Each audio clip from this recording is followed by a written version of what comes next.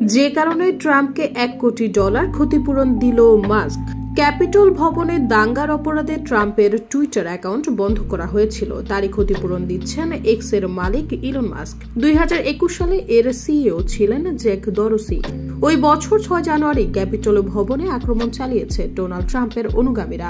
অভিযোগ নির্বাচনে হার মেনে নিতে পেরে সমাজ মাধ্যমে অনুগামীদের ওই কাজ করতে উৎসাহিত করেছিলেন ডোনাল্ড ট্রাম্প, যার জেরে টুইটার এবং ফেসবুক ট্রাম্পের অ্যাকাউন্ট বন্ধ করে দিয়েছিল। ট্রাম্পের বিরুদ্ধে টুইটার এবং ফেসবুকের মূল সংস্থা মেটার বিরুদ্ধে মামলা করেছিলেন। এবার সেই মামলা মিটিয়ে নেওয়ার জন্য এক্স এর কর্ণধার ইলন মাস্ক ট্রাম্পকে $1 কোটি ক্ষতিপূরণ দেবেন বলে সংবাদ মাধ্যম ওয়াল স্ট্রিট জার্নাল জানিয়েছে। এর আগে মেটাও মামলা মিটিয়ে নেওয়ার জন্য ট্রাম্পকে $2.5 কোটি ক্ষতিপূরণ দিতে রাজি হয়েছে।